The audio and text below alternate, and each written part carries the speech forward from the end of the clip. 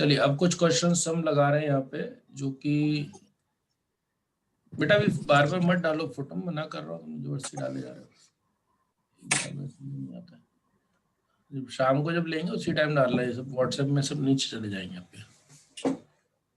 Sir आप तो sheet वो खोल लेना सर अपने लैपटॉप में आपके, हम बता देंगे क्वेश्चन नंबर कौन सा है। आप देखेंगे, शाम को देखेंगे, आगे बढ़े ना इसमें, है ना। शाम को ही चर्चा करेंगे उस चीज पे, अभी कोई मतलब नहीं है। अब देखो टेस्ट तो चलते रहेंगे आपके, ये सब चलता रहेगा तो बार बार रेगुलर मोड वाले टॉपिक को डिस्टर्ब नहीं करेंगे, है ना। वैसे ये टॉपिक बहुत बड़ा है ऑलरेडी, तो उसे डिस्टर्ब बार बार करोगे तो क्या होगा, सिलेबस आपका स्लो डाउन हो जाएगा। फालतू में कोई जरूरत नहीं उस चीज को स्लो करने की आपकी, है ना।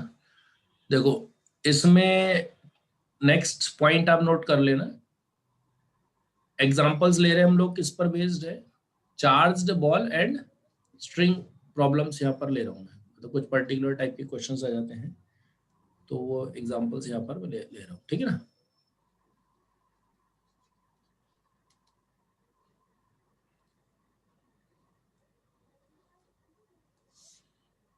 जैसे दे देते हैं कई बार कि एक चार्ज्ड बॉल है, स्ट्रिंग से इसको सस्पेंड किया गया है, charge ball suspended bye a string, और इसी के साथ एक और चार्ज बॉल है, वो भी सस्पेंडेड है फ्रॉम द सेम सपोर्ट, और दोनों पे चार्ज का जो नेचर है वो सेम नेचर है।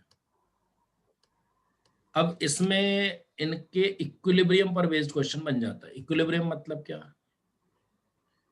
कि नेट फोर्स क्या चाहिए, नेट फोर्स चाहिए 0। तो यहां पर अगर चार्ज मान लेते हैं Q है, यहां भी चार्ज Q है, अगर चार्ज सेम मैग्नीट्यूड के होंगे तो इलेक्ट्रिक फोर्स बराबर होगी, या डिफरेंट मैग्नीट्यूड के होंगे तो भी बराबर हो सकती है।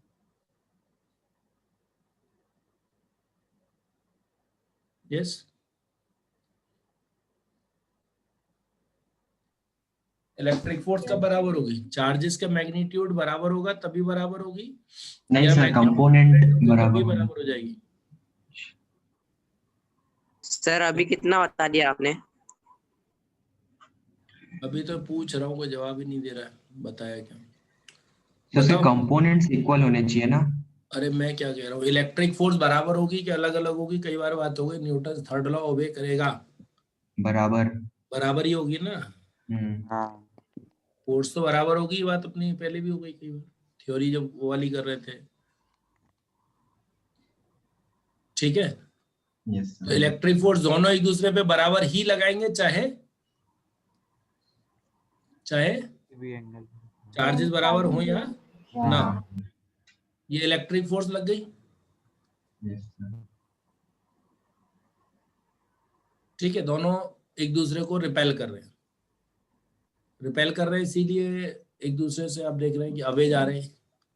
और कौन सी फोर्स लग रही होगी, ग्रेविटेशनल फोर्स, एक इन पर लग रहा होगा, इनका वेट एक्ट कर रहा होगा, राइट, वेट एक्ट कर रहा होगा यहाँ पे, mg जिसको कह देंगे m/g। अब ये इक्विलिब्रियम है, मान लीजिए इक्विलिब्रियम है, तो फिर इस कंडीशन में नेट फोर्स क्या हो गई, नेट फोर्स 0। तो नेट फोर्स में अभी फिलहाल कितनी फोर्सेस इस पर लग रही हैं, आप देख सकते हैं, दो कितनी फोर्सेस है, दो फोर्सेस, दो या तीन तीन फोर्स, एक तो टेंशन है, टेंशन भी है, टेंशन और एक mg, mg और एक इलेक्ट्रिक फोर्स, तीन फोर्सेस हो गई। यस और इक्विलिब्रियम का मतलब नेट फोर्स क्या है, जीरो। 0। अगर तीन वेक्टर्स का सम 0 आ रहा हो तो वो तीन वेक्टर्स कोप्लेनर होंगे, यस हाँ तभी आ रहा होगा। तीन वेक्टर्स का सम अगर क्या रहा हो, 0 0 आ रहा हो, वो तभी आएगा जब वो क्या हो, कोप्लेनर। अब इन स्ट्रिंग्स की लेंथ मान लेते L दोनों की, तो दोनों बॉल में सेपरेशन कितना होगा, अगर मैं स्ट्रिंग की लेंथ देता हूं आपको, एंगल देता हूं, तो बता सकते हैं आर कितना होगा? हाँ बता सकते हैं 2 यस सर। ध्यान से देखो, ये आइसोसेलेस ट्राइंगल बन रहा है पूरा बड़ा, 2r sin थीटा बाई 2। है ना? तो साइन थीटा में बाई 2 में तो 2 थीटा बाई 2 करोगे ना, बताए हुए आपको, ध्यान करो। आइसोसेलेस ट्राइंगल है, अगर ये एक्स, ये एंगल मान लो अल्फा, तो सामने वाली साइड क्या होती है? 12 sin 12 theta by 2. sin theta. 12 sin theta by 2. तो ये चीज ध्यान रखते हुए, नहीं ध्यान है तो निकाल लो ट्रिग्नोमेट्री से, ठीक है। तो आर इक्वल टू क्या हो गया? 2l sine theta. तो अगर मैं यहाँ पर आपसे कहूं कि इन तीनों फोर्सेस का वेक्टर सम क्या, तो एक तो vector T, vector F E और वेक्टर एम जी, तीनों का सम क्या है? 0। क्यों? क्योंकि क्या कह रहे हैं? इक्विलिब्रियम वर्ड यूज कर रहे हैं, यानी नेट फोर्स क्या है? 0। नेट फोर्स इक्वल टू 0, ठीक है।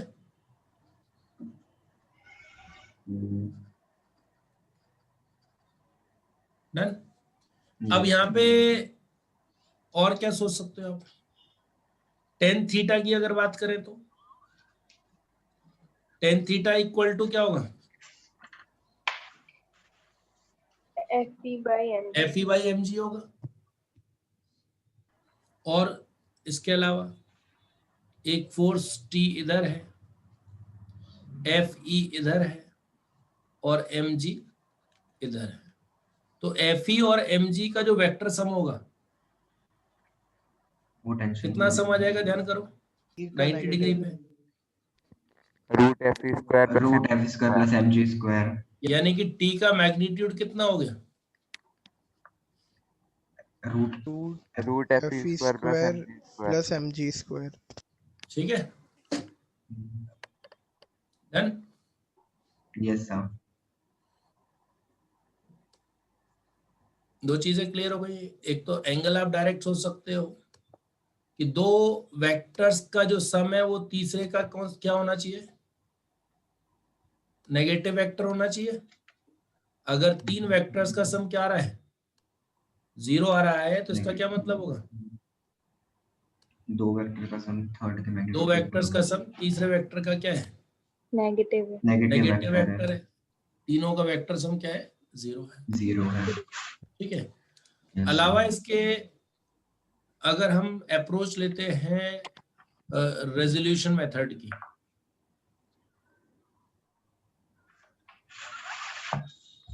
तो ध्यान कीजिए, एक तो फोर्स हो गई टी इस तरफ, ये एंगल थीटा, ये एफ ई और ये एम जी। तो टी का इधर कौन सा कंपोनेंट आ जाएगा और इधर कौन सा कंपोनेंट आ जाएगा? t sin theta तो टी साइन थीटा T किसके sin बराबर theta. होगा? f के बराबर होगा, और टी कॉस थीटा किसके बराबर होगा? mg के बराबर। mg के बराबर। अगर आप इन दोनों इक्वेशंस का सॉल्यूशन निकालें, स्क्वायर करें, ऐड करें और स्क्वायर रूट कर दें, क्या करना है? स्क्वायर ऐड स्क्वायर, ऐड और क्या कर दें? स्क्वायर रूट निकाल लें। स्क्वायर तो स्क्वायर करा तो क्या हो गया? T square sine square theta sine square theta equal to क्या हो गया? f स्क्वायर और T square cos square theta क्या हो गया? mg square. ऐड कर दो तो टी स्क्वायर ब्रैकेट में क्या रह गया? t square 1 theta plus cos square theta to f square V plus lead to mg the same square. Result जो हम ऑलरेडी डायरेक्टली ही तो निकाल पा रहे थे, क्यों इतना लंबा जाएंगे? बट ये लिख दिया मैंने, कभी सॉल्यूशन कहीं मिलता है लिखा तो फिर ये भी काम का होगा एक तरह से, ठीक है। और अगर डिवाइड कर दो तो क्या हो जाएगा? तो टेन थीटा क्या हो गया? tan theta equal to f equal by to F root E by mg। जी। बोलो, डन। डन। Yes sir. एक सिंपल क्वेश्चन है जो बेस्ड है इक्विलिब्रियम पे। अब इलेक्ट्रिक फोर्स निकालोगे किससे? कूलम्स लॉ से। इलेक्ट्रिक फोर्स अगर आप निकालेंगे कूलम्स लॉ से तो उसमें डिस्टेंस की जरूरत पड़ेगी ना, आर की। Yes sir. अब हमने क्या लिखा, टेन थीटा इक्वल टू क्या है, F E by M G. तो अगर यही इक्वेशन में साइड वाले के लिए बनाऊं तो दोनों एंगल्स सेम आ रहे होंगे। कब? आप सोचो, टेन थीटा का formula F E by M G आ रहा है ना। अब एफ ई अलग अलग होगा कि सेम होगा? सेम होगा, चाहे चार्जेस सेम हो या ना हो। तो चार्जेस सेम हो, Q1 इक्वल टू Q2 हो या ना हो, अगर मैं चाहता हूं कि दोनों स्ट्रिंग सेम एंगल बनाए तो उसकी शर्त क्या होगी? थीटा दोनों ये जो स्ट्रिंग है, अगर हम चाहते हैं ये एंगल, अभी तो मैंने सेम ही दिखाया है फिलहाल, लेकिन वो सेम होने का कारण क्या सेम होना है? चार्जेस का सेम होना है या मासेस का सेम होना है? मासेस। मासेस का सेम होना ही इसका सच्चा कारण है। बोलिए, यस सर। क्लियर हो गया कैलकुलेशंस जो भी बताए हैं? तो और आगे बढ़ेंगे। मान लेते हैं हाइट h, देखो तीन फोर्सेस का सम 0 लिख रहे हैं, राइट? क्योंकि इक्विलिब्रियम का मतलब क्या होता है, नेट फोर्स क्या हो जाए, 0। और दो फोर्सेस का सम तीसरी फोर्स को कैंसिल आउट कर रहे हैं, यानी एक फोर्स बाकी दो फोर्सेस के वेक्टर सम का क्या है, नेगेटिव नेगेटिव वेक्टर है। और एफ और एम जी में कितना एंगल है, 90 90 डिग्री। तो 90 डिग्री पे वेक्टर सम तो आप सोच ही सकते हो डायरेक्टली, पाइथागोरस थ्योरम जैसा। तो इससे मैग्नीट्यूड आ गया अपने पास, ठीक है, डायरेक्टली। जरूरत नहीं थी हमें किस मेथड पे जाने की, रेजोल्यूशन वाले मेथड पे जाने की जरूरत कंपोनेंट रेजोल्यूशन मेथड नहीं पड़ रही है, डायरेक्टली आ जा रहा है। एंगल भी डायरेक्टली आ जा रहा है। अगर आप सोचो ये angle theta, tan theta equal to F E by M G, right? Resolution method भी हमने देख ही लिया, फिर भी मेथड 2 कह दे, ठीक है, क्लियर? मेथड 1 क्या हो गया, तीन वेक्टर्स का सम क्या है, 0 है। तो अब हमें क्या पता लग गया कि टेंशन कितना होगा और किस एंगल पर क्या एंगल बना रहे हो। Tan theta F equal to F E upon M G, theta 1 equal to theta, दोनों ही बराबर है, that is both string make the same angle. कब?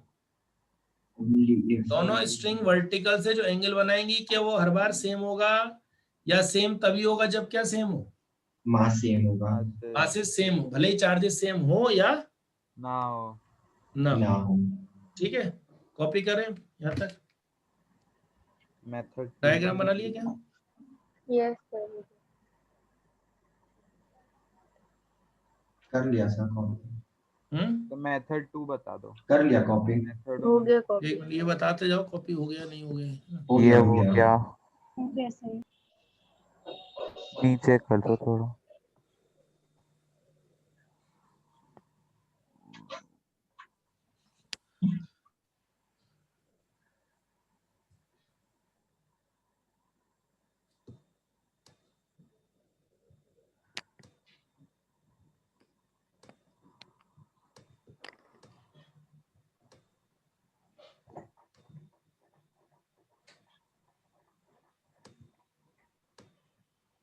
ये वाला पॉइंट समझ आ गया कि दोनों स्ट्रिंग सेम एंगल बनाएंगी, उसकी कोई शर्त है, और वो शर्त क्या है कि दोनों के मासेस क्या होने चाहिए, मासेस इक्वल होने चाहिए। इक्वल होना चाहिए। और चार्जेस इक्वल होने चाहिए कि अनइक्वल होने चाहिए, कुछ भी चलेगा। Over sir. मेथड 2 बता दो। मेथड 2 रेजोल्यूशन ऑफ वेक्टर याद है क्या? याद है। अब इसको एक बार देखो, मेरे को जरा बताओ क्या इसमें समझ में नहीं आ रहा। नहीं लिखना है, बताना मतलब लिखना है। समझ में आ गया? हाँ। और बाकी लोगों का लिख गया बेटा वो पिछला? यस सर, हो गया। Yes sir.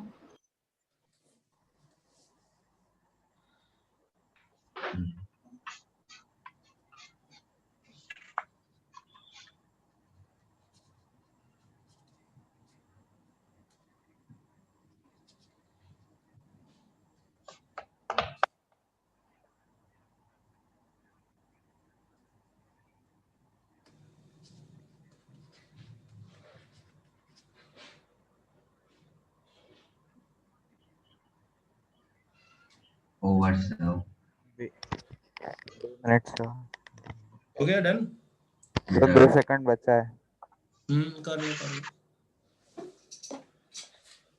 Sir Khan sir की हेल्थ कैसी है? अभी तो पहले से बेटर है, अभी स्टार्ट कर दिए सर ने एक दो बैच। ओके। नेक्स्ट वीक से तुम लोगों का भी स्टार्ट हो जाएगा जहाँ तक अभी, है ना?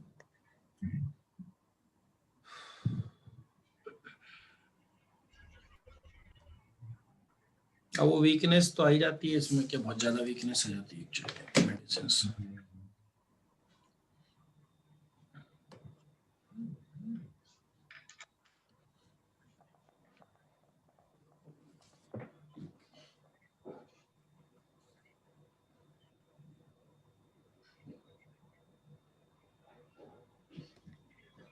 Done sir. Done.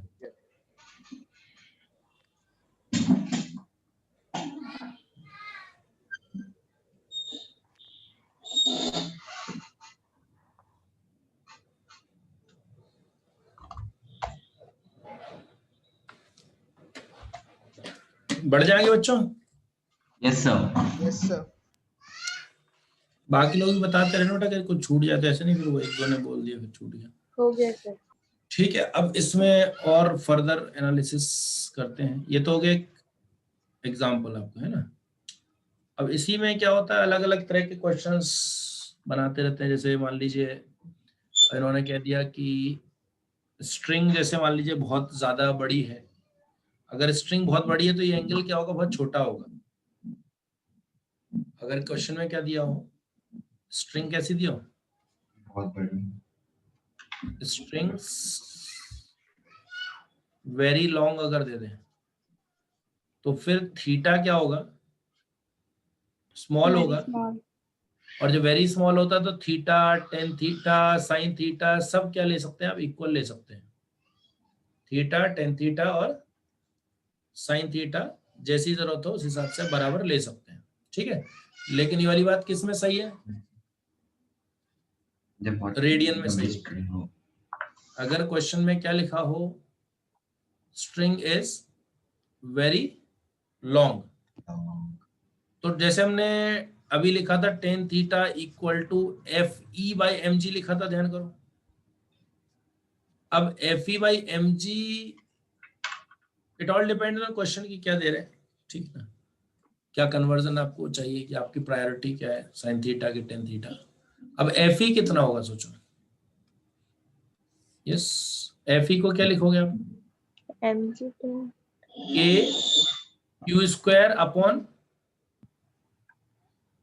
Are square. r square. हाँ यस। और आर कितना है, लेंथ ऑफ द स्ट्रिंग नहीं, 12 आर sin था थीटा। 2l sin 12 थीटा, ध्यान sin करो। Theta. 12 sin Yes, theta. 12 sin theta. यानी कि अगर देखो इधर आ रहा है टेन थीटा और आर में आ रहा है साइन थीटा, तो मैं क्या कर ले रहा हूँ, टेन थीटा को क्या लिख दे रहा हूँ, साइन थीटा लिख दे रहा हूँ। तो इससे क्या होगा, दोनों साइन साइन में आ जाएंगे। ठीक है, दोनों ही एक्सप्रेशन किस फॉर्म में आ जाएंगे, साइन के फॉर्म में आ जाएंगे। 4l square sine square theta divided by क्या करेंगे, divided by mg। Divided by mg। ठीक है, यहां तक क्लियर है क्या? K Q square upon R square लिखा है हमने, और डिस्टेंस 2l साइन थीटा था। Yes sir.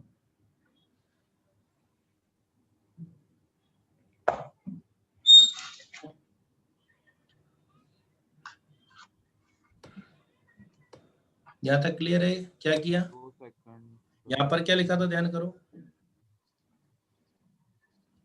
टेन थीटा लिखा है ना। अब ये अगर क्वेश्चन में क्या कह रहे हैं, स्ट्रिंग कैसी है, short, long, short Very long. long. अगर क्वेश्चन में कह रहे हैं कि स्ट्रिंग्स आर वेरी लॉन्ग, जो कि नॉर्मली दे देंगे, तो फिर ऐसी कंडीशन में आप टेन थीटा लो, साइन थीटा लो, बराबर ही आएगा अप्रोक्सीमेटली। तो क्या होता है, कई बार हम यहाँ पे जैसे एंगल पूछ रहा है कोई, अब यहाँ साइन थीटा टेन थीटा दोनों ही आए, उसके बजाय क्या करते हैं, टेन थीटा की जगह क्या लिख लेते हैं, साइन थीटा लिख लेते हैं। तो ये साइन स्क्वायर थीटा इधर का, ये तो ये साइन थीटा है, और उधर से साइन स्क्वायर थीटा आ जाएगा तो साइन क्यूब थीटा बन जाएगा ना, 4l square sine square theta, और यहाँ पर क्या है mg। तो अब ये साइन स्क्वायर थीटा जब साइन थीटा से मल्टीप्लाई होगा साइन क्यूब तो फिर ये क्या बन जाएगा, Sine साइन क्यूब थीटा हो जाएगा ना। साइन क्यूब थीटा किसके बराबर आ गया, के Q square upon 4l square mg। तो ऐसा क्वेश्चन आया हुआ है कि ऐसे में इन्होंने क्यू पूछ लिया, गॉट इट। तो इसी को रीअरेंज कर लेंगे तो क्यू आ जाएगा। तो वो कोई रटने वाला काम नहीं है कि क्यू रट ले, बस आप ये कैलकुलेशन समझो कि क्या करा हमने। अगर क्वेश्चन में इन्होंने दे दिया क्या, स्ट्रिंग कैसी है, वेरी लॉन्ग, very मतलब इसमें कई तरह के अलग अलग क्वेश्चंस आए हुए हैं, तो कैलकुलेशन वाला पार्ट इंपॉर्टेंट हो जाता है इसमें कि कब क्या अपने को सोचना है उसमें। तो टेन थीटा को क्या लिख रहे हैं, F E by M ji.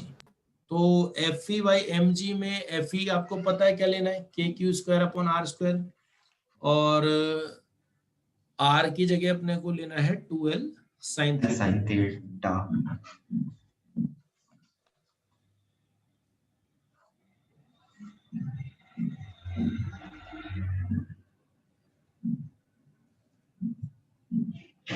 Yes sir होगा। बोलो, कर लो कॉपी, हो गया सर। कर लिया सर। हो गया। सर mg के साथ r स्क्वायर क्यों लगाया है? 2 सेकंड सर। एम जी के साथ आर स्क्वायर क्यों लगाया, कहाँ पर? सर पहले tan theta equals to fe by mg लिखा है, फिर उसके बाद 4l square sine square theta कैसे आया? आर की वैल्यू दी है ना, आर की वैल्यू रख के देखो क्या आ रहा है। तो tan Yes, sir. Theta equals to sin theta ये क्वेश्चन में गिवन है। नहीं, ये क्वेश्चन में गिवन नहीं होगा, this is the mathematical decision जो अपने को लेना पड़ता है, इसलिए बता रहा हूँ मैं। यहाँ क्या होता है, उन्होंने कह दिया स्ट्रिंग्स आर वेरी लॉन्ग। अब अपन ने तो ईमानदारी से करते रहे ten theta into sine square theta आ रहा होगा, लेकिन पता लगा ऑप्शन में अपने को वो साइन क्यूब थीटा दिख रहा है कहीं, तो फिर अपने को ध्यान रखना है। अब जैसे क्वेश्चन इस पे आया हुआ क्यू के बारे में, तो क्यू कितना है, तो एक्सप्रेशन में साइन क्यूब थीटा आ रहा है। तो साइन क्यूब थीटा क्यों आ रहा है, क्योंकि क्वेश्चन में क्या दे रहे होंगे, स्ट्रिंग्स कैसी है, वेरी लॉन्ग, लॉन्ग दे रखी है। ठीक है। तो लॉन्ग लिखा है, इसका मतलब क्या हो जाएगा, एंगल क्या हो जाएगा, बहुत बहुत छोटा। स्मॉल हो ये जाएगा। कैसे, अब ये देखो ये हाइपोट हो गया, अब ये डिस्टेंस और ये डिस्टेंस, अगर ये बहुत बड़ा डिस्टेंस है तो ये जो बेस आएगा जो under root L square minus मान लो ये एक्स है, तो एक्स अगर बहुत छोटा है तो फिर ये नेग्लेक्ट करोगे तो वो अल्टीमेटली एल के क्लोज आ रही वैल्यू, तो वो परपेंडिकुलर जो बेस है और जो हाइपोट है वो इक्वल आ जाता है उसका। अप्रोक्सीमेट रिजल्ट है लेकिन गुड अप्रोक्सीमेशन। तो दिस ये कैलकुलेशन में नहीं देंगे आपको कि साइन थीटा, आप ये टेन थीटा को साइन थीटा लिख लें। क्या देंगे ये क्वेश्चन में, स्ट्रिंग कैसी है, very long. Very long. Very long, ये दे देंगे। तो वो वेरी लॉन्ग वाला जो वर्ड है वो अगर आपने नहीं पढ़ा तो फिर गड़बड़ हो जाएगी। ठीक है, यहाँ तक क्लियर है? Yes sir clear. अब मैं क्वेश्चन नहीं लिख रहा हूँ, क्वेश्चन तो यही है कि जैसे क्यू बता दो इन्होंने कहा, तो क्यू तो अब आप रीअरेंज कर सकते हो ना इसके बाद। अब जैसे क्यू कितना होगा इसमें अगर आप सोचो तो क्यू निकाल सकते हो ना, इसको क्रॉस मल्टीप्लाई तो करना है। Yes sir. तो अभी इसको नहीं लिखते, चलो है ना, और देखें क्या चीज किस टाइप से क्वेश्चंस आ जाते हैं। 2l root m। इसी में मान लो जैसे स्ट्रिंग दी हुई है, ये एल है, ये एल है और ये एच है और ये डिस्टेंस आर है। तो टेन थीटा को आप जियोमेट्रिकली क्या लिख सकते हैं, परपेंडिकुलर, कितना हो गया परपेंडिकुलर, r/2 r/2 r/2, और बेस कितना हो गया, h h h हो गया। तो टेन थीटा इक्वल टू हो गया r/h। और टेन थीटा क्या आ रहा था, ध्यान करो, F E by M G भी आ रहा था, यानी कि आर बाई टू एच किसके बराबर होगी? अब देखो K Q square upon M G का जो स्क्वायर है, ये सॉरी एम जी का स्क्वायर नहीं, एम जी है ना, K Q square upon M G जो था ये पूरा के क्यू स्क्वायर तो कांस्टेंट सही है ना, K Q square upon M G into क्या हो गया, 1/r square, 1/r square. H और आर में क्या रिलेशन आ गया, proportional to H, proportional to क्या आ गया, आर क्यूब। ये ऑब्जर्व कर पा रहे हैं क्या? Yes sir, multiply cross multiply, okay. ये मैं वो पॉइंट्स बता रहा हूँ जिनकी अपने को आए हुए क्वेश्चंस में जरूरत पड़ती है, ठीक है? तो ये भी क्वेश्चन दूंगा मैं आपको, तो आप इनको यूज करेंगे, ठीक है? क्लियर है? क्लियर। बोलो। Yes sir, clear. Yes sir clear है।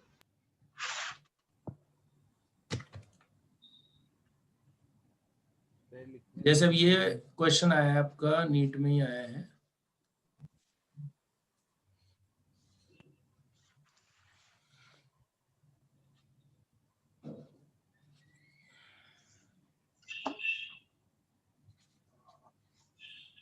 ये एच हाइट है, सेपरेशन आर है। अब ये क्या करा इसमें इन्होंने क्वेश्चन में कि ये जो थ्रेड्स हैं इनको क्लैंप कर दिया यहाँ पे, मतलब कहाँ, ये h/2, तो नया डिस्टेंस इन्होंने कहा r डैश हो गया। तो क्वेश्चन ये पूछा कि r डैश कितना होगा in terms of r,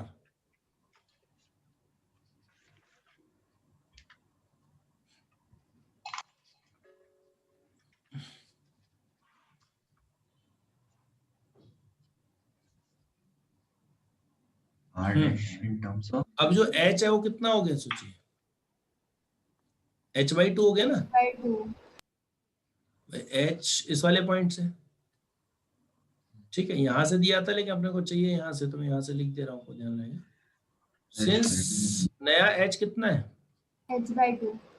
h/2, h proportional to क्या है, r क्यूब है, तो r डैश अपॉन r का क्यूब हो जाएगा, हाँ।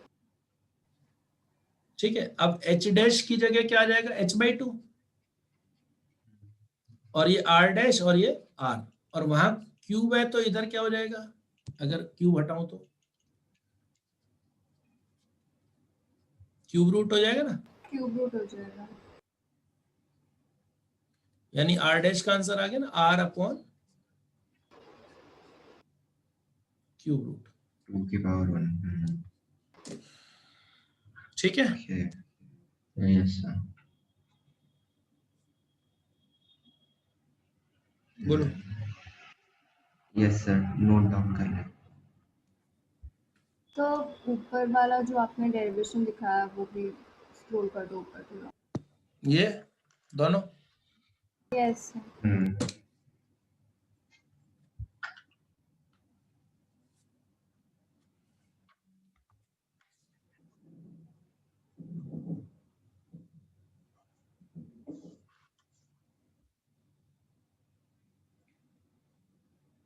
Yes sir, done.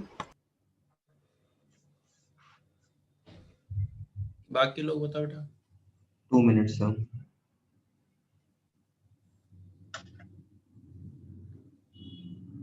Yes sir, over.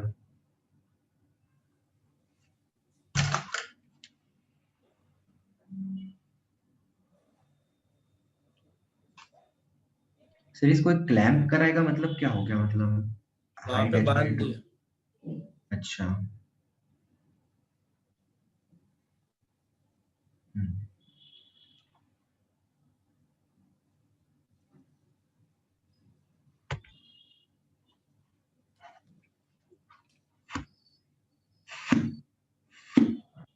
Yes sir, वो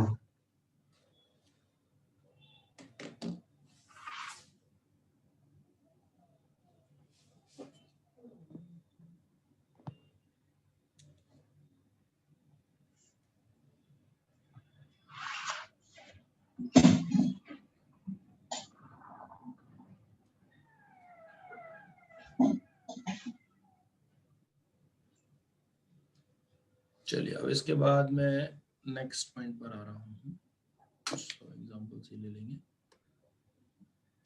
नेक्स्ट हेडिंग डाल लें सुपरपोजिशन प्रिंसिपल।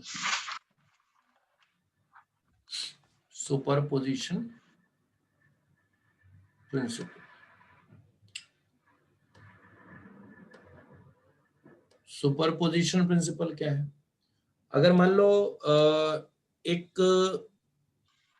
कूलम्स लॉ पे हम सोचें, जैसे कि कूलम्स लॉ में दो चार्जेस के बीच लगने वाली फोर्स के बारे में बताया गया, ठीक है।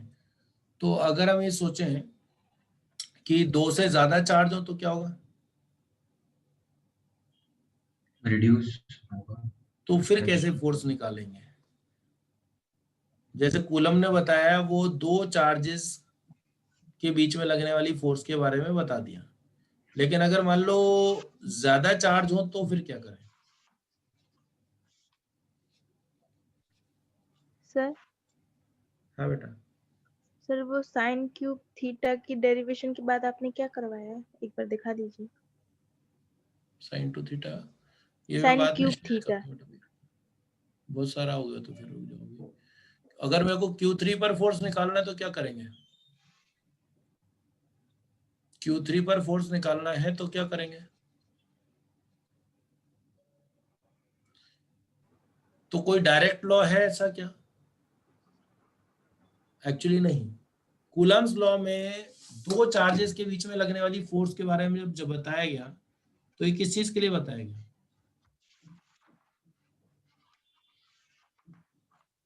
टू पार्टिकल्स के लिए बताया। क्या तीसरा पार्टिकल पास में है या नहीं है ये तो कहा ही नहीं।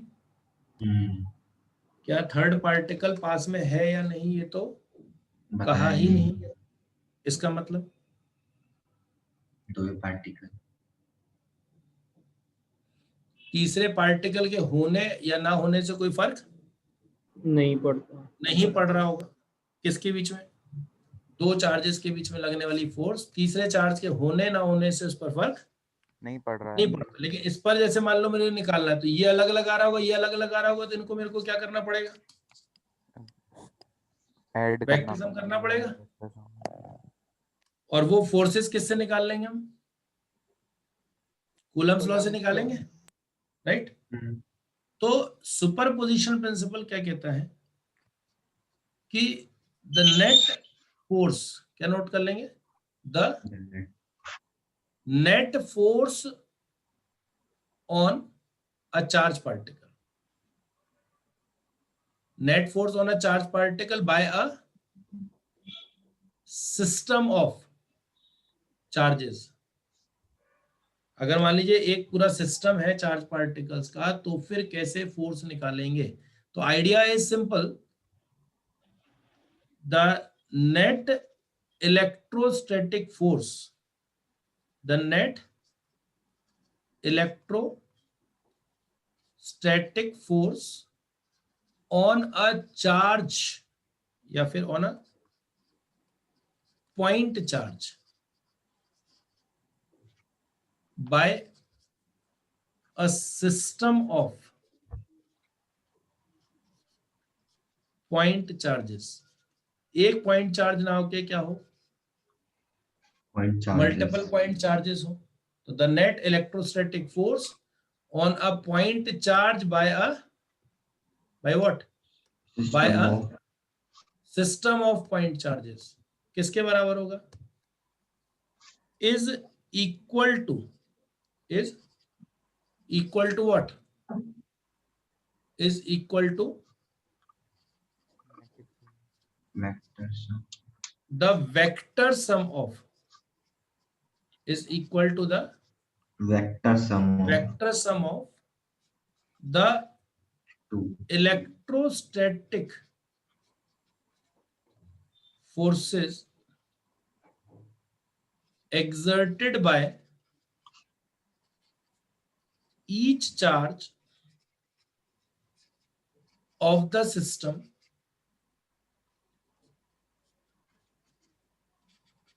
on that charge। उस चार्ज पर जितनी भी फोर्सेस लगी होंगी उन सब फोर्सेस का क्या करना पड़ेगा? वेक्टर सम करना पड़ेगा। और यहाँ पर सारी फोर्सेस किससे कैलकुलेट की जाएंगी? Each force being Coulomb's law, calculated by Coulomb's law, Coulomb's law. Each force being calculated by Coulomb's law. तो अब ये सोचने वाली बात है कि अगर ये ना कहते तो भी हम यही कर रहे होते, राइट और यही कर रहे होते हम। Yes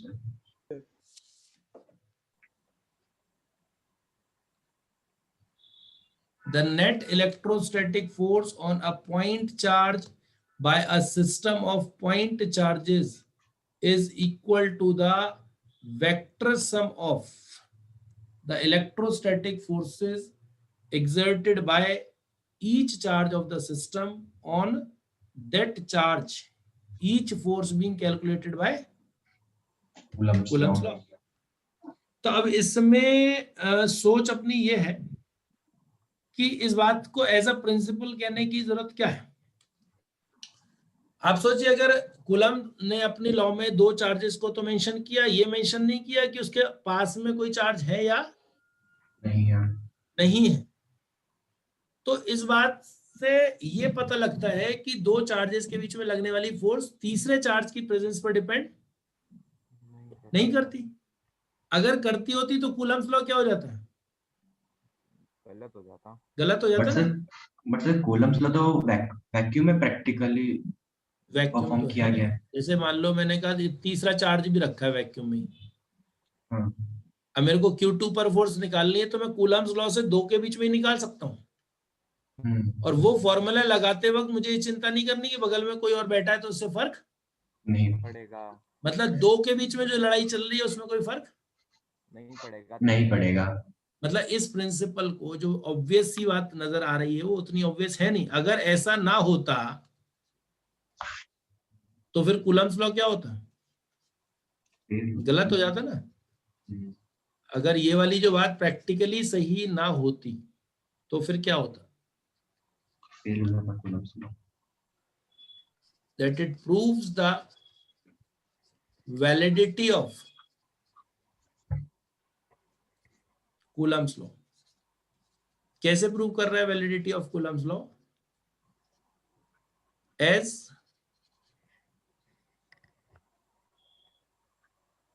it suggests that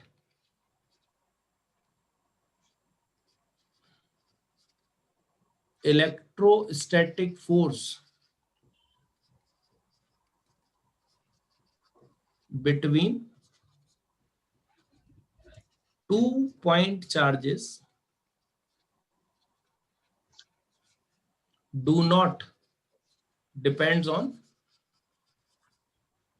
the presence or absence of other charges. दूसरा चार्ज, तीसरा चार्ज, चौथा चार्ज, पांचवा चार्ज, अगर ये बहुत सारे चार्ज हो भी तो कोई फर्क किस पर नहीं पड़ रहा। नेट फोर्स पे फर्क है, लेकिन जो फोर्स ये आपस में एक दूसरे पर लगा रहे हैं उस पर कोई फर्क नहीं है। तो इस प्रिंसिपल का क्या सिग्निफिकेंस समझ में आता है कि ये कूलम्स लॉ जो है उसकी वैलिडिटी को क्या कर रहा है? प्रूव कर रहा है। कैसे प्रूव कर रहा है? क्योंकि इस प्रिंसिपल से यह पता लग रहा है कि इलेक्ट्रोस्टैटिक फोर्स दो चार्जेस के बीच में किसी तीसरे के होने या ना होने से फर्क नहीं पड़ता। मान लो मैं कहूं कि Q1 है और Q2 है। Q1 ने Q2 पर फोर्स लगाया F, ठीक है। अब मान लो Q3 आ गया तो Q1 Q2 पर F लगाएगा कि F से ज्यादा लगाएगा या कम लगाएगा? सेम लगाएगा, तो उतनी लगाता रहेगा। Q3 के आने से इनके आपस की फोर्स पर कोई फर्क नहीं पड़ेगा। हाँ, Q2 पर नेट फोर्स में फर्क आ जाएगा तो वो तो है ही, वो तो ये Q3 में लगा रहा है। लेकिन बात है कि कूलम्स लॉ को लगाते वक्त आपको किसी चीज की चिंता करने की जरूरत नहीं है तीसरे पार्टिकल की कि इसके पास में कोई चार्ज और रखा है कि नहीं रखा है। नहीं रखा। समझ आ गई बात है? क्या सिग्निफिकेंस है इस प्रिंसिपल का? It proves validity of Coulomb's law. Coulomb's law की वैलिडिटी कैसे इससे एस्टेब्लिश हो रही है? क्या लगता है? It establishes the validity, proves की जगह भी एस्टेब्लिशेस लिख लेंगे, ठीक है। इट एस्टेब्लिशेस द वैलिडिटी, मतलब ये तो मान ही रहे थे वैलिड है, लेकिन इस बात से और क्या कंफर्म हो गया कि दो चार्जेस के बीच में लगने वाला फोर्स किस पर डिपेंड नहीं करता, थर्ड पार्टिकल पर, और चार्जेस उसके आसपास है या नहीं है, नहीं है। ठीक है। बट सर नेट फोर्स में फर्क पड़ जाएगा ना, नेट अलग हो गया, इंडिविजुअल अलग हो गया, है ना। तो ये बता ही रहा ना नेट कितना हो जाएगा। तो लेकिन ये भी बता रहा है कि नेट कहां से निकालोगे आप, निकालोगे कूलम्स लॉ से, और कूलम्स लॉ से निकालने में आप दूसरे के होने ना होने की आपको सोचने की जरूरत नहीं पड़ेगी, ठीक है। Superposition principle. The net electrostatic force on a point charge by a system of point charges is equal to the vector sum of electrostatic forces exerted by each charge on the system on that charge, where each force is being calculated by Coulomb's law. बोलो, लिख लें तो बता देना।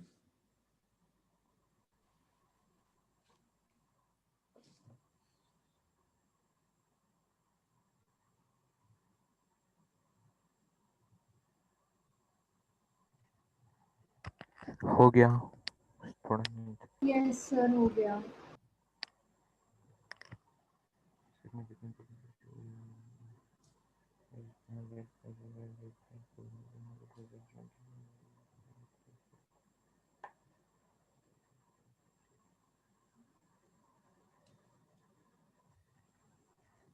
Done sir. Completed sir.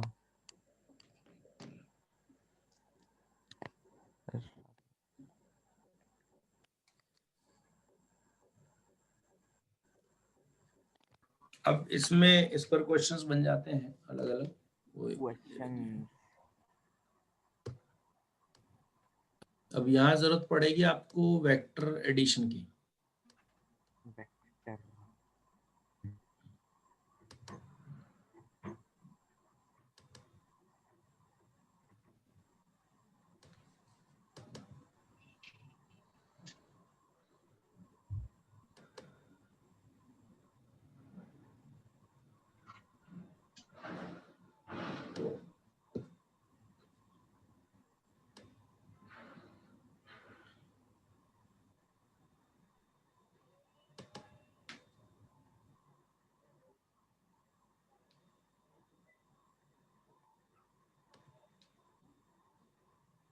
एक minute question निकाल लो थोड़ा।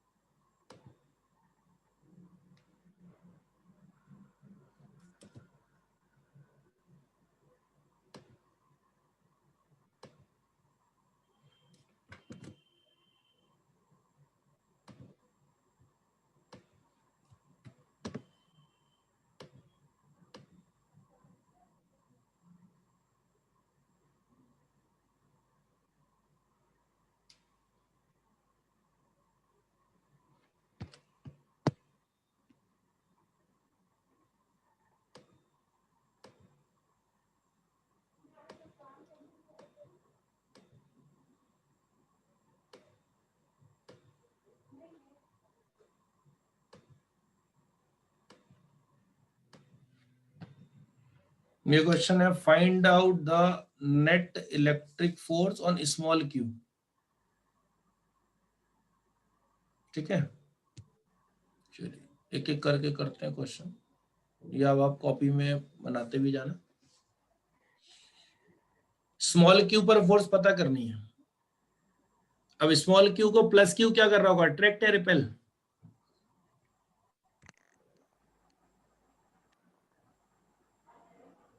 Attract कर रहा होगा। जो स्मॉल दोनों क्यू लिखा है स्मॉल प्लस अट्रैक्ट कर रहा होगा, अट्रैक्ट कर रहा होगा। प्लस रिपेल को प्लस अट्रैक्ट करता है क्या? रिपेल करेगा। रिपेल कर रहेगा। क्या कर लो बार बार कपड़ा बेचारा क्या है। नहीं वो प्लस था कि सर वो माइनस प्लस था, नहीं ये था नहीं तो पता। सोचा कि न्यूट्रल है शायद। तो माइनस मान लिया था, प्लस नहीं था तो ऐसा नहीं न्यूट्रल। न्यूट्रल मान लिया था चार्ज लिखने के बाद। और जबरदस्त काम है, सही बात है। अब ये वाला क्या कर रहा होगा, अट्रैक्ट है रिपेल? रिपेल ही कर रही है। बोलो जल्दी बोलो। रिपेल रिपेल करेंगे दोनों। रिपेल करेगा। अब F1 का मैग्नीट्यूड कितना होगा? 1 का मैग्नीट्यूड वही जितना F2 का होगा, यानी F2 के बराबर। डिस्टेंस A दिया हुआ है, ठीक है।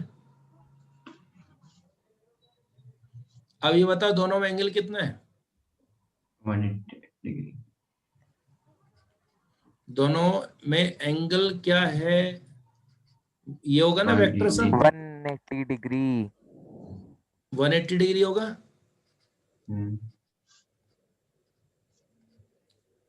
तो वेक्टर सम क्या आ जाएगा, 0 आ जाएगा ना। 0 मैग्नीट्यूड में इक्वल है और डायरेक्शन में क्या है, अपोजिट। अपोजिट है। तो इसका मतलब वेक्टर सम क्या आ जाएगा, 0 आ जाएगा। कुल मिला के वो वेक्टर एडिशन के क्वेश्चंस हैं। तुमको निकालना क्या है इसमें, चार्ज के नेट फोर्स निकालना है किस पर, स्मॉल क्यू पर, हाँ ठीक है। Yes sir. क्वेश्चन नहीं बोलो बीच बीच में, गलत क्वेश्चन नहीं बोल गए हैं। नेट फोर्स कितनी आ गई, 0 0। क्या कर रहे हैं हम लोग, सुपरपोजिशन प्रिंसिपल अभी पढ़ा ना, क्या बताया कि नेट इलेक्ट्रोस्टैटिक फोर्स कितना होता है। नेट इलेक्ट्रोस्टैटिक फोर्स किससे निकालते हैं, क्या बताया, वेक्टर सम। वेक्टर सम से। तो अब क्या करना है, सिर्फ आपको कुछ क्वेश्चंस ट्राई करने हैं जिनमें आपको फोर्सेस निकालनी है, किससे, कूलम्स लॉ से, और उनका क्या कर देना है, वेक्टर सम। ठीक है। अब बताओ स्मॉल क्यू पर अब ये क्या लगा रहा होगा, प्लस की, ये वाला क्या कर रहा होगा, अट्रैक्ट या रिपेल, रिपेल। यहाँ एरो ये बनेगा, यस सर। और ये बगल वाला भी क्या कर रहा होगा, ये दूसरा रिपेल। और ध्यान करो क्या कहता है, फोर्स लगती है along the line joining the charges. Point. अब क्या ये दोनों फोर्सेस इक्वल इन मैग्नीट्यूड है या नहीं, यस सर है। क्योंकि आप देख सकते हो सारा जो इंफॉर्मेशन यहाँ दिख रहा है सेम ही है। अब दोनों के बीच में एंगल कितना है, 60 डिग्री। अगर 60 डिग्री पर आप F और F को ऐड करोगे तो क्या आएगा,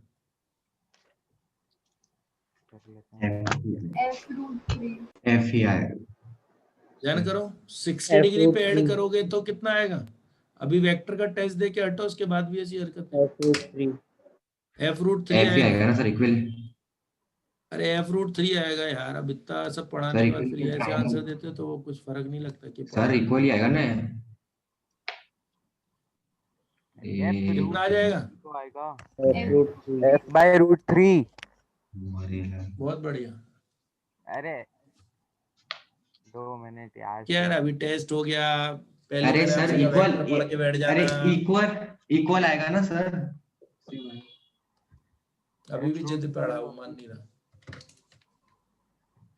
कितना एंगल है, 60 डिग्री है कि 120 है, अच्छा क्या है, 60 है। क्या मतलब क्या है, इतना सब पढ़ाने के बाद फाइनली जब मौका आया पहली बार आपको अपनी प्रतिभा दिखाने का, तो कोई अंतर नहीं पाएगा। अगर दोनों वेक्टर्स के मैग्नीट्यूड क्या हो, इक्वल। रिवाइज कर लेना भैया, अब कैसे बोलूं मैं, बताओ इस चीज को, भी टेस्ट भी ले लिया था, सब कुछ वहीं के वहीं। क्या फॉर्मूला बताया हुआ है इसमें, थीटा अगर 0 डिग्री हो तो क्या बताया था, क्या आ जाता है, X 2x। 2x। 60 तो √3। 90 तो x√2। 180 तो x 180 में जीरो 0। ठीक है। वही बड़ी उम्मीद थी मेरे को कि आप याद रखोगे, है ना, मौका आते ही सब। ठीक है, ध्यान आ गया हो। अभी तो टेस्ट लिया है यार 4 दिन पहले, तुम तैयार करके फिर बैठे फिर वही। तो f√3 हो गया, तो आंसर क्या दोगे? नेट फोर्स कितनी हो गई, यानी कि f की वैल्यू रखनी पड़ेगी ना। f√3 f√3 तो है, f कितना होगा? kq²/a²। ये आ गया ना आंसर। Yes sir. थर्ड वाला देखो, ये प्लस क्यू को क्या कर रहा होगा, अट्रैक्ट या रिपेल? ऊपर वाला रिपल कर रहा होगा। रिपेल कर रहा होगा, तो एरो नीचे बनेगा ये। हाँ, और ये बगल वाला क्या कर रहा होगा, अट्रैक्ट या रिपेल? रिपल कर रहा होगा 90 डिग्री। दोनों में फोर्स का मैग्नीट्यूड सेम होगा कि नहीं? होगा। यानी नेट फोर्स ये हो गई। यानी कि आंसर कितना हो गया? kq²/a²√2। और ध्यान करो, जब दोनों वेक्टर्स के मैग्नीट्यूड सेम होते हैं तो रिजल्टेंट बाइसेक्टर के अलोंग आता है।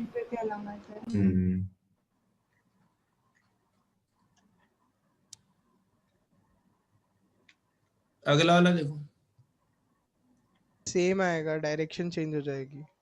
ऊपर वाला रिपेल कर रहा होगा यस सर। और इधर साइड वाला अट्रैक्ट कर रहा है। अब की बार दोनों के मैग्नीट्यूड क्या होंगे, सेम। तो कुल मिला के वेक्टर एडिशन के क्वेश्चन हो गए ना, तो सीधे सीधे। Yes sir. Yes sir. F net equal to f√2। और जब दोनों बराबर हो तो बाइसेक्टर के अलोंग आता ही है। Yes sir. इस वाले में देखो 5 वाले में क्या कहता है, प्लस क्यू क्या कर रहा होगा, रिपेल या अट्रैक्ट? प्लस क्यू रिपेल कर रहा है, अट्रैक्ट कर रहा है। ये अट्रैक्ट कर रहा होगा। मैग्नीट्यूड दोनों का सेम होगा या डिफरेंट होगा? सेम होगा। अब कितना एंगल हो गया दोनों के बीच में? एफ आएगा 120 डिग्री एंगल हो गया ना। हाँ, यानी रिजल्टेंट एफ ही आ जाएगा। एफ ही आ जाएगा। और ये एंगल बाइसेक्टर पे होगा तो 60 भी हो जाएगा। Yes sir. बोलो, क्लियर? Yes sir, clear. यानी यहाँ पर नेट फोर्स लिख देंगे हम कितना, kq²/a²। कुल मिला के क्वेश्चन किस चीज के होगा अपने, वेक्टर एडिशन के। ठीक है ना। तो ये है सुपरपोजिशन प्रिंसिपल, जिससे आपको पता क्या लग रहा है कि नेट फोर्स किसी भी चार्ज पार्टिकल पर कैसे निकालते हैं, वेक्टर सम से निकाली जाती है। ठीक है, चलिए अब इसके बाद नेक्स्ट लेवल पे पार्ट 1 अभी हम लोगों ने पढ़ा था। ध्यान करो, जब हेडिंग डाली थी, जब स्टार्ट किया था टॉपिक, तो पार्ट 1 क्या लिखा था, electric charge and force law electric charge and force law. ये हो गया अपना कंप्लीट। अब यस सर। इलेक्ट्रिक चार्ज का और फोर्स लॉ का चर्चा खत्म हो। ठीक है, पार्ट 2 बोलो। अब इसके बाद जो नेक्स्ट पार्ट पर आ रहे हैं, इसका नेक्स्ट पार्ट हम ले रहे हैं इलेक्ट्रिक फील्ड। नेक्स्ट पार्ट क्या है, इलेक्ट्रिक फील्ड।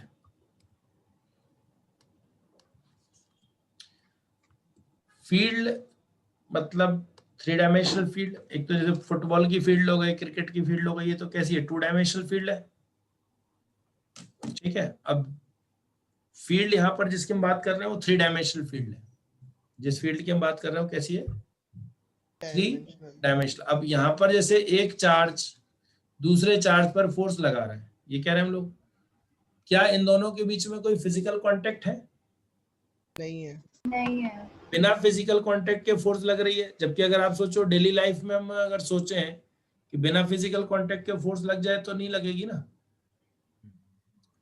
तो इसका मतलब क्या कि कहीं ना कहीं दोनों में आपस में कोई ना कोई फिजिकल कांटेक्ट नहीं होते हुए भी कांटेक्ट है। तो इसको ऐसा मान लिया कि एक चार्ज अपने सराउंडिंग रीजन में क्या प्रोड्यूस करता है, इलेक्ट्रिक फील्ड। एक्चुअली फील्ड तो वही हो गया स्पेस, फील्ड मतलब क्या, स्पेस। इलेक्ट्रिक फील्ड मतलब ऐसा स्पेस जिसमें कोई भी चार्ज अगर आप लाते हैं उस पर क्या लगे, इलेक्ट्रिक फोर्स। तो फील्ड का मतलब क्या है, स्पेस। फील्ड का मतलब सीधा सीधा है स्पेस, ध्यान रखना, फील्ड का मतलब क्या है, स्पेस। और आप जो इलेक्ट्रिक फील्ड कह रहे हैं मतलब इसका क्या हुआ, इलेक्ट्रिक फील्ड कहने का मतलब क्या हुआ, region of space in which a charge experiences electric force, region of space in which a charge experiences electric force. Note कर लें यहाँ पे, what is electric field, the sir ये पार्ट 2 में चल रहा है ना? हाँ पार्ट 2 में कर लेंगे, टुकड़े इसलिए कर लें, टॉपिक बड़ा है तो बाद में क्या एक सीक्वेंस मिल जाता है याद करने के लिए, तो अच्छा रहता है, नहीं तो वो मिक्सअप हो जाएगा, है ना। तो पार्ट 2 यहाँ पे लिख सकते हो, part 2, the region of space in which a charge experiences electric force, the region of space in which a charge experiences electric force is called electric field। जैसे जिस कमरे में आप बैठे अगर उसमें कोई चार्ज पार्टिकल पर इलेक्ट्रिक फोर्स लग रही हो तो आप समझ जाओगे वो कमरा जो है उसका जो वॉल्यूम है that is electric field. The region of space three dimension in which a charge experiences electric force, यानी कि एक चार्ज दूसरे चार्ज पर फोर्स लगाता है। इसको हम किस तरह से समझते हैं कि एक चार्ज अपने सराउंडिंग्स में इलेक्ट्रिक फील्ड प्रोड्यूस करता है और उस इलेक्ट्रिक फील्ड की हेल्प से जब दूसरे पर क्या है फोर्स लगाता है। तो the region of space in which a charge experiences electric force is called electric field.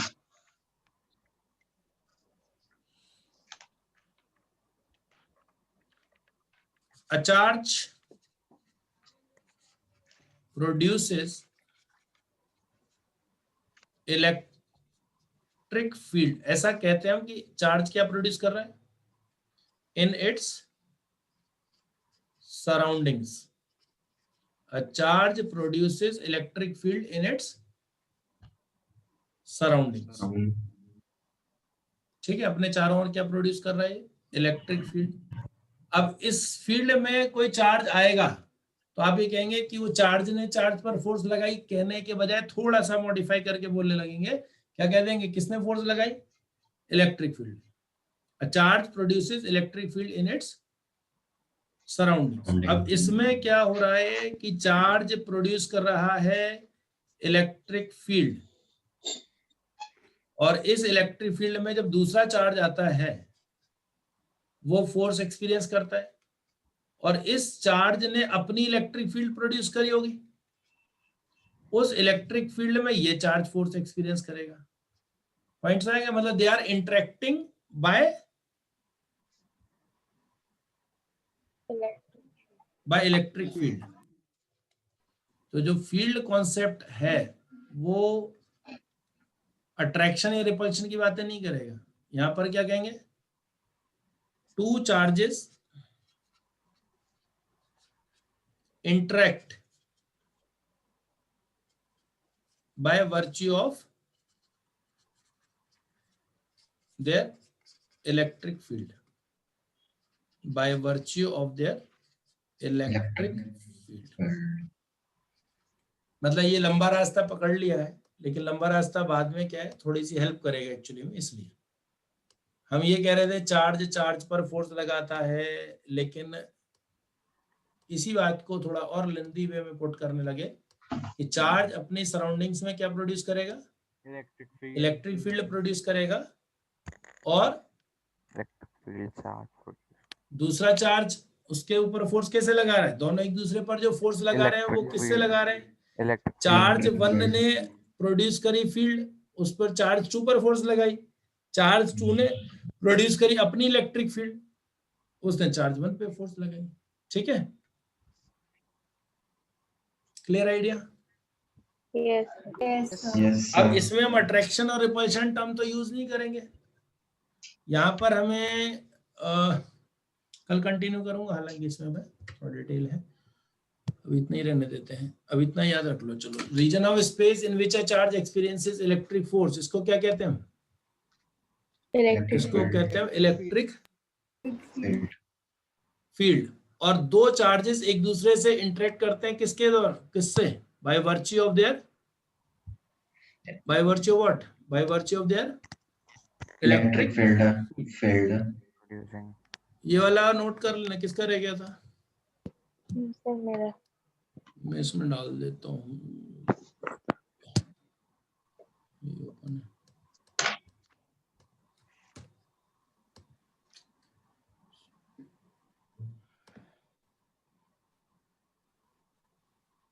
मैंने डाल दिया, व्हाट्सएप पे डाल दिया, ठीक है ना?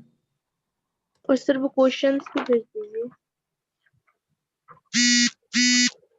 क्वेश्चन क्या हुआ? वो जो क्वेश्चंस अभी आपने करवाए थे वो भी भेज दीजिए। क्वेश्चन कौन से? अच्छा वो वाले, हाँ, वो तो मैं भेज- वेक्टर एडिशन। हाँ वो तो मैं भेज दिया। वो तो अभी और भी भेजूंगा ना, अब तो ही नहीं है और है। Yes sir.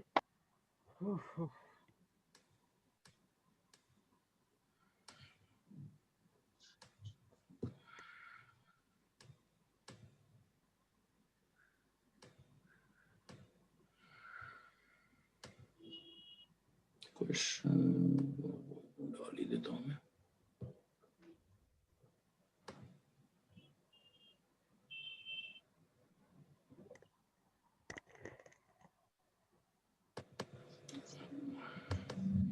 ऐसे 5 का ही रखा टाइम अपने शाम का TCS का ना, जब तक करके रख लो।